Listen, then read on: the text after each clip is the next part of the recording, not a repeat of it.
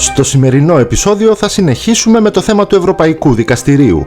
Την προηγούμενη φορά είδαμε τις καταδίκες της Ελλάδας στην τελευταία δεκαετία, εντοπίσαμε μερικά πολύ ενδιαφέροντα θέματα και ανοίξαμε έναν επικοδομητικό διάλογο γύρω από το θέμα γενικά της νομιμότητας στην Ευρωπαϊκή Ένωση. Ύστερα από αυτό έκανα μια δημοσκόπηση στην κοινότητα για το αν θέλετε να εξετάσουμε και τις καταδίκες των άλλων χωρών, ώστε να συγκρίνουμε το επίπεδο της δικής μας χώρας και το αποτέλεσμα ήταν συντριπτικό. Σας ενδιαφέρει αυτό το θέμα και μάλιστα οι περισσότεροι συμφωνήσατε να ξεκινήσουμε από τη Γερμανία. Λοιπόν, εδώ ακριβώς είμαστε. Οπότε μετά από αυτήν τη γρήγορη αναδρομή δεν σας καθυστερώ άλλο, πάμε να μπούμε αμέσως στο θέμα. Μισό λεπτάκι όμως, γιατί έχουμε και έναν χορηγό και είναι ό,τι πρέπει για το σημερινό θέμα. Με την Quick DNA μπορείτε πανεύκολα, γρήγορα και οικονομικά να κάνετε ένα κανονικό τεστ DNA από αυτά που βλέπαμε παλιά σε βίντεο και σκάγαμε από τη ζήλια μας, ώστε να βρείτε την εθνοτική σας καταγωγή. Ποιο κομμάτι δηλαδή και σε τι ποσοστό του γενετικού υλικού σας προέρχεται από συγκεκριμένες εθνοτικές ομάδες του κόσμου. Από Ελλάδα, Βαλκάνια, από Ασία, από Αφρική, από οπουδήποτε. Παραγγέλνετε το ζεστάκι σας δηλαδή, σε 2-3 μέρες φτάνει στο σπίτι σας, το κάνετε σε 2 λεπτάκια, τους το στέλνετε πίσω και σε άλλες 2-3 μέρες έχετε στο κινητό σας ή στον υπολογιστή τα αποτελέσματα και μετά όρεξη να έχετε να ψάχνετε το γιατί και πώς. Πέρα από την πλάκα είναι ακραία εντυπωσιακό αυτό το τεστ, αλλά εκτός από το τεστ εθνοτικής καταγωγής μπορείτε να βρείτε ακόμη και τεστ πατρότητας, τεστ συγγένειας μεταξύ δύο ενηλίκων ή ακόμη και τεστ που θα σας πει τη ράτσα του κατοικιδίου σας. Όλα αυτά με ευρωπαϊκές εγγυήσεις ασφάλειας, αποτελεσματικότητας και εμπιστευτικότητας για να είστε άνετοι. Και επειδή αν δεν χορηγούσε εμάς η Quick DNA που έχουμε κάνει βίντεο για τα σχολικά βιβλία του μισού γαλαξία, ποιος το καλό θα τέριαζε περισσότερο, η εταιρεία σας δίνει 5% έκπτωση σε κάθε αγορά οποιοδήποτε τεστ, βάζοντας απλά στο καλάθι των αγορών σας τον κωδικό Historians. Το link για να παραγγείλετε το τεστ θα το βρείτε στην περιγραφή και αφού δεν νομίζω να ξέχασα τίποτα άλλο, επιστρέφουμε αμέσως στο θέμα μας. Θα ξεκινήσουμε την έρευνά μας και πάλι από το 2012 και θα το πάμε κατά έτος μέχρι και το 2021 για να έχουμε ακριβώς την ίδια δεκαετία με το βίντεο για την Ελλάδα και να είμαστε όσο πιο σωστοί γίνεται στη σύγκριση. Αρχίζουμε με το 2012 λοιπόν. Εκεί πρώτη βρίσκουμε μια πολύ ωραία καταδίκη της Γερμανίας για κρυφά αποθεματικά τα οποία δεν κοινοποιήθηκαν στην Επιτροπή. Η Γερμανία καταδικάστηκε δηλαδή επειδή έκρυψε κέρδη από επενδύσεις, με ποιον τρόπο όπως μας λέει η απόφαση, επανεπενδύοντάς τα σε μόνιμες εγχώριες εγκαταστάσεις δημόσιας και ιδιωτικής ιδιοκτησίας. Το ακούσατε? Και ιδιωτικής ιδιοκτησίας. Δηλαδή με απλά λόγια για να το καταλάβουμε. Η γερμανική κυβέρνηση είχε κέρδη από επενδύσεις και καλά έκανε, αλλά τα έκρυψε από την Κομισιόν ρίχνοντάς τα σε κάποιες δημόσιες εγκαταστάσεις αλλά και σε κάποιες ιδιωτικές. Στέκομαι στο ιδιωτικές παρότι δεν απαγορεύεται απαραίτητα, αλλά όταν αυτό δεν έχει εγκριθεί από την Κομισιόν και όταν το έχεις κρύψει από τους υπόλοιπους Ευρωπαίους εταίρους, αρχίζει να μυρίζει κάτι που στο χωριό μου το λένε διαπλοκή.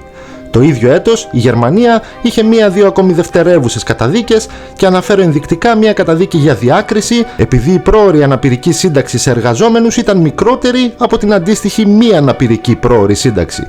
Για τη συνέχεια προχωράμε στο 2013. Αυτό το έτος δεν υπήρξε κάποια καταδίκη για τη Γερμανία, αν και υπήρχαν αρκετές προειδοποιήσεις, παράπονα και επιπλήξεις, οι περισσότερες σχετικά με την εσωτερική αγορά και το περιβάλλον.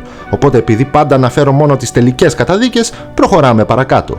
Πάμε στο 2014. Εδώ υπάρχει μία μόνο καταδίκη επειδή η Γερμανία παραβίασε τους κανόνες της Ευρωπαϊκής Ένωσης για την ελεύθερη κυκλοφορία των εμπορευμάτων, υποχρεώνοντας όλες τις εγχώριες εταιρείες που κατασκευάζουν δομικά υλικά να πληρούν έξτρα προϋποθέσεις εκτός από αυτές της Ευρωπαϊκής Ένωσης για να τους αποδοθεί το σήμα CE που επιβεβαιώνει τη συμμόρφωση του αγαθού με τα ευρωπαϊκά πρότυπα υγείας, ασφάλειας και προστασίας του περιβάλλοντος. Στην απόφαση του δικαστηρίου δεν αναφέρεται η σκοπιμότητα φυσικά, αλλά οι επιχειρήσεις που υπέστησαν αυτή τη διάκριση έχουν δηλώσει ότι αυτό το έκανε το γερμανικό κράτος για να τους αποτρέπει να εξάγουν τα προϊόντα τους εντός της Ένωσης, υποχρεώνοντάς τους κατά έναν τρόπο σε εξαγωγές σε τρίτες χώρες.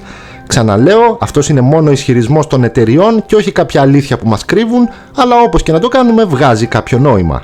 Συνεχίζουμε στο 2015. Αυτή τη χρονιά βρίσκουμε επίσης μία μόνο καταδίκη, αν και πάλι η Γερμανία ήταν από τις χώρες με τις περισσότερες επίσημες προειδοποιήσεις από την Επιτροπή για θέματα η αλήθεια είναι που γελάει ο κόσμος και πόσο μάλλον οι Έλληνες. Όπως επειδή υπήρχαν πιθανές ενδείξεις για πλημελή εφαρμογή μέτρων εξυγίανσης περιφερειακών χρηματοπιστωτικών ιδρυμάτων, για πιθανές ενδείξεις κακοδιαχείρισης εθνικών δρυμών κτλ.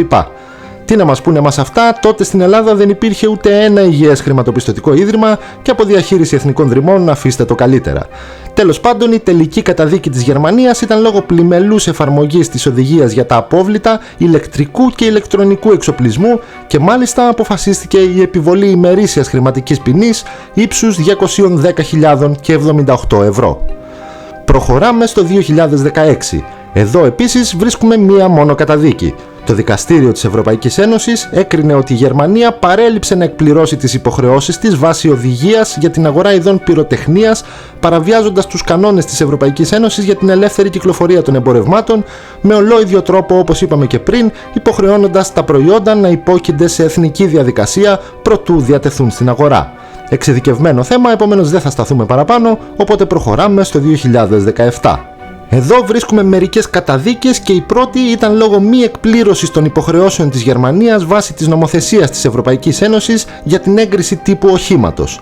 Αυτό, όπως αναφέρει η απόφαση, έγινε μετά τις αποκαλύψεις του Σεπτεμβρίου του 2015 ότι ο όμιλος Volkswagen χρησιμοποίησε λογισμικό για να παρακάμψει τα πρότυπα εκπομπών για ορισμένους ατμοσφαιρικούς ρήπους. Επίσης, το δικαστήριο καταδίκασε τη Γερμανία για την επιβολή καθορισμένων τιμών σε αρχιτέκτονες και μηχανικούς, οι οποίες ίσχυαν μόνο για αρχιτέκτονες και μηχανικούς στη Γερμανία. Η τελευταία καταδίκη αφορά ένα δευτερεύον θέμα σχετικά με τους φορολογικούς κανόνες κληρονομιάς για ειδικά επιδόματα διατροφής. Συνεχίζουμε με το 2018. Σε αυτή την καταδίκη βρίσκουμε ξανά ότι η Γερμανία δεν έλαβε τα απαραίτητα μέτρα για να αποκαταστήσει τη συμμόρφωση με τους εγκεκριμένους τύπους οχημάτων τύπων 246, 176 και 117 που πουλήθηκαν από την Daimler μεταξύ 1ης Ιανουαρίου και 26ης Ιουνίου 2013.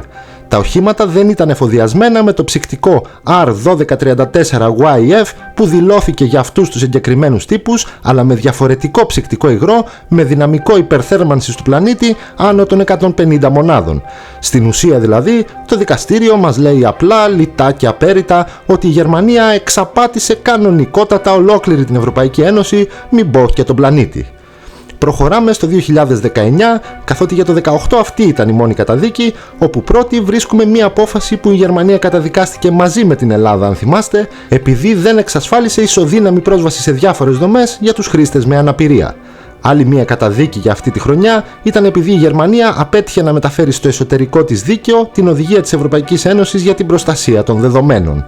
Προχωράμε λοιπόν στο 2020, όπου υπάρχει μία μόνο καταδίκη σχετικά με τον κανόνα του φόρου εξόδου από τη χώρα, αφού η Γερμανία δεν κατόρθωσε πλήρως να τον μεταφέρει στην εθνική της νομοθεσία.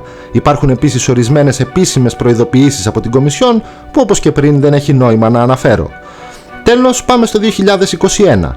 Εκεί βρίσκουμε μία καταδίκη επειδή το γερμανικό ομόσπονδο κρατήδιο της Βαβαρίας είχε θεσπίσει νέο καθεστώς οικογενειακών επιδομάτων, το οποίο προέβλεπε διαφορετικά ποσά για την εν λόγω παροχή ανάλογα με τον τόπο διαμονής εντός της Ευρωπαϊκής Ένωσης του οικείου παιδιού. Άλλη μία προσφυγή που κατέληξε σε καταδίκη της Γερμανίας αφορούσε την πλημελή μεταφορά της οδηγίας της Ευρωπαϊκής Ένωσης κατά πρακτικών φοροαποφυγής που επηρεάζουν άμεσα τη λειτουργία της ενιαίας αγοράς. Τέλος, και για αυτό το έτος βρίσκουμε μια τρίτη καταδίκη λόγω παραβάσεων της Γερμανίας σχετικά με την προστασία και τη διαχείριση προστατευόμενων περιοχών Natura 2000. Κλείνοντας και αυτό το έτος, έχετε πλέον μια πλήρη εικόνα από τις καταδίκες και της Γερμανίας από το Ευρωπαϊκό Δικαστήριο για την τελευταία δεκαετία. Θα με ενδιέφερε πολύ να δω στα σχόλια και τη δική σας άποψη για την σύγκριση των παραβάσεων που έχουν κάνει η Ελλάδα και η Γερμανία, για να δούμε πώς εξηγεί ο καθένας μας τη διαφορετική φύση των καταδικαστικών αποφάσεων και φυσικά τον πολύ διαφορετικό αριθμό τους. Θα εκτιμούσα πολύ να αποφύγουμε τον πινελίκι, το λέω επειδή μερικούς σας έχω μάθει, δεδομένου ότι όσοι χολοί και να βγάλουν κάποιοι δεν θα κοπεί η όρεξη του Όλαφ Σόλτ σήμερα και η Μέρκελ δεν πρόκειται να διακόψει τις μόνιμες διακοπές της κάπου στις Άλπεις. Οπότε δείξτε αυτοσυγκράτηση. Κάπου εδώ και το σημερινό βίντεο φτάνει σιγά σιγά προς το τέλος του. Σας υπενθυμίζω όπως συνήθως ότι όσοι εκτιμάτε τη δουλειά που κάνουμε σε αυτό το κανάλι και θέλετε να βοηθήσετε κάπως, κάντε μια βόλτα στο κουτί της περιγραφής και θα βρείτε έναν σωρό τρόπους. Δεν μπορείτε να φανταστείτε πόσο σημαντικό είναι. Επιπλέον μην ξεχνάτε και την ιστοσελίδα μας αν θέλετε να διαβάζετε πολλά ωραία άρθρα σχετικά με την ιστορία και την επικαιρότητα και φυσικά τα social media, Facebook, Instagram, TikTok και όλα αυτά.